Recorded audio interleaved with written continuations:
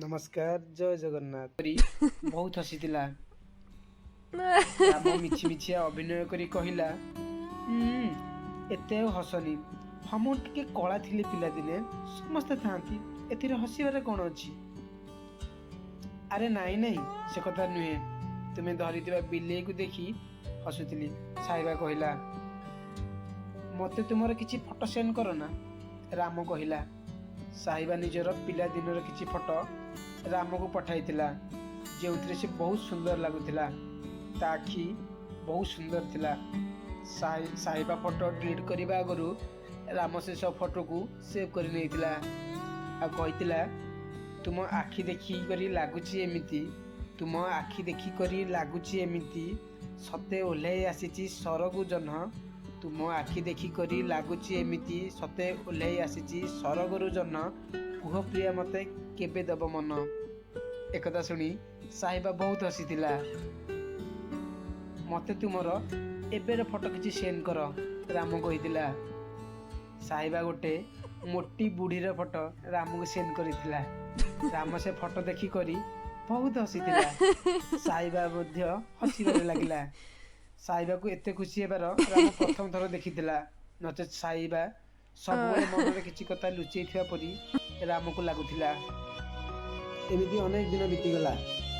राम और साहिबा एबे जेतेबेले समय मिले कॉल ले नहले मेसेज रे कथा होई जांती। दिने साहिबा सह कथा होई ऑफिस रे फेरिबा बेले रामर छोटो एक्सीडेंट हो गइतिला। साहिबा साहिबार अनेक मेसेज थिला। आ शेष मेसेज रे लिखा थिला, वीडियो कॉल करि परिबि कि मु तुमको देखिबा को चाहे। से दिन थिला ईद, मुसलमान मानकर सबुठु बड़ पर्व। राम जहा को देखिबा पई एते व्याकुल थिला, आज से निज आडू वीडियो कॉल करिबा को कहितिला। राम खुशी रही ठिकाना ही नथिला। 2 दिन राग को भूली जाई मते बस 5 मिनिट टाइम दियो कहि दी रेडी हेबारे लागि पड़िथिला। आ 5 मिनिट परे से दुनिया रो सबुठु सुंदर झियो आगे बसिथिला। जहा सह से एते दिन हेबो कथा हेउथिला, जहा को मने मने प्रेम करुथिला। मुह तळु करी साहिबा बसिथिला। सुंदरी झियो तो बहुत देखिथिली, किंतु साहिबार कथा किछि अलगा थिला। पाखापाखि 30 मिनिट जाए हमें दुए वीडियो कॉल ले थिलु, किंतु दुई पदे पदे कथा हेइनु।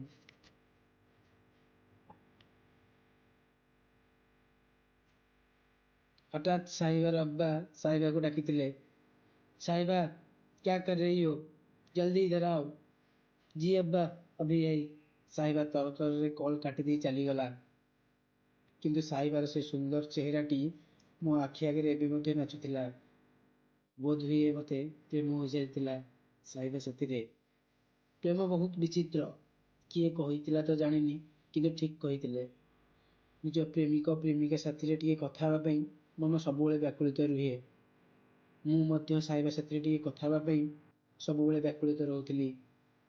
साहिबार मध्य समान अवस्था लागुथिला। तुमे साहिबा जेतेबेले समय मिले से मो पाखକୁ वीडियो कॉल कर दिए।